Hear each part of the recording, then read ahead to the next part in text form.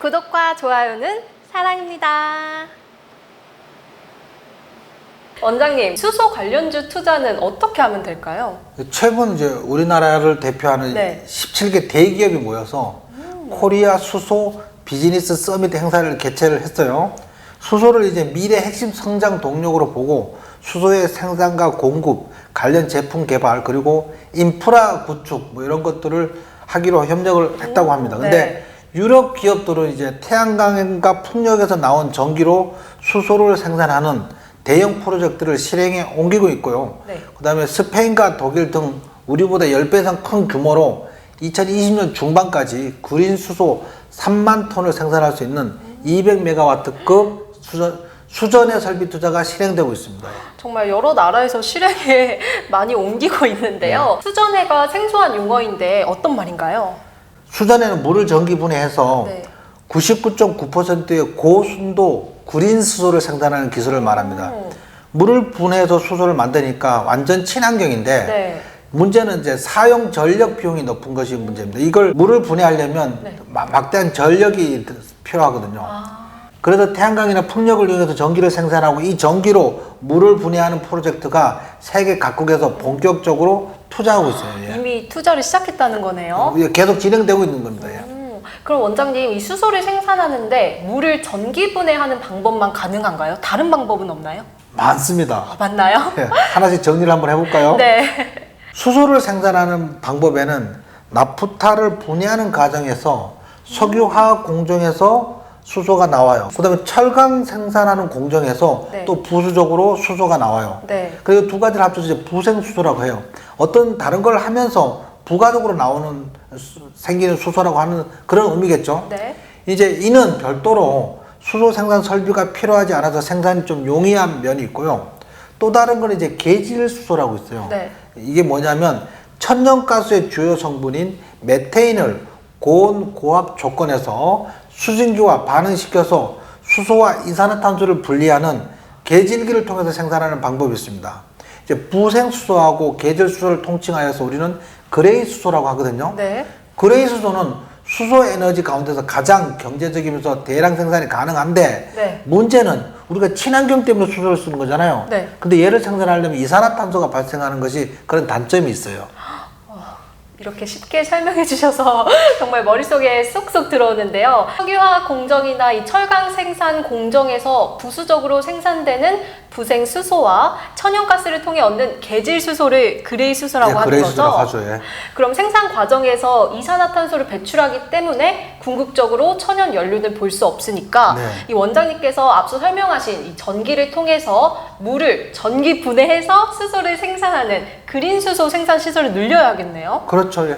그린 수소에 대해서 좀 더 알고 싶습니다. 예, 이제 비슷하지만 조금 다른 이제 그레이 수소를 생산하는 과정에서 발생하는 이제 이산화탄소를 포집해서 네. 활용하는 것이 이제 블루 수소라고 또 하나 더 있어요. 네. 뭐 블루 수소나 뭐 그레이 수소나 비슷할 것 같은데 큰 범위로는 그에 이제 청정 수소는 청정 수소 또는 그린 수소라고 하는데 네. 이거는 이제 생산하면서 그 물을 전기 분해하는 거니까 이산화탄소가 발생하지 않아요.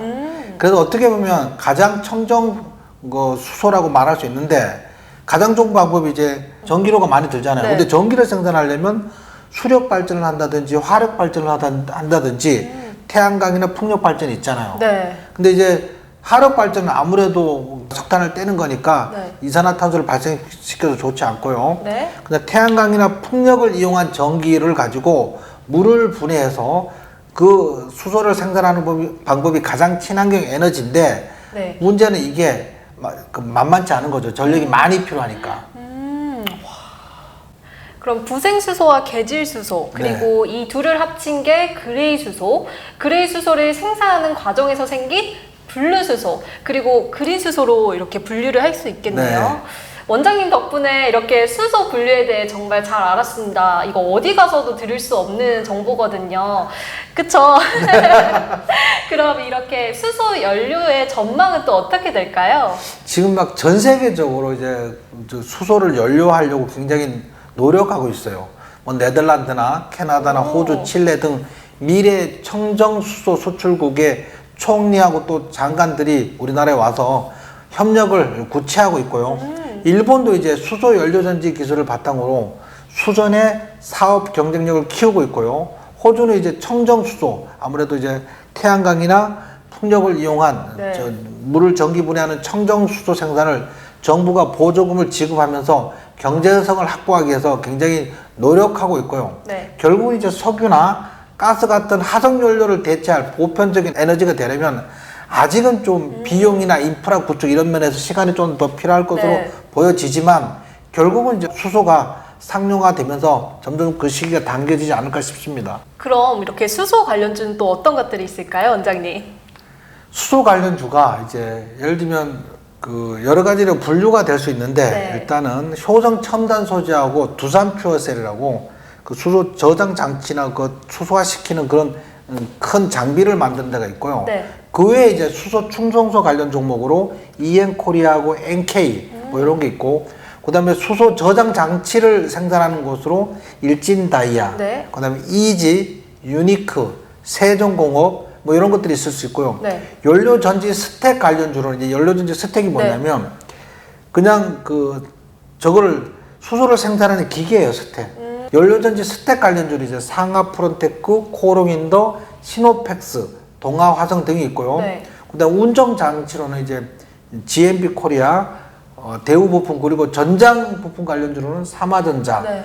유로스, 유인텍, 삼화전기 등이 있습니다.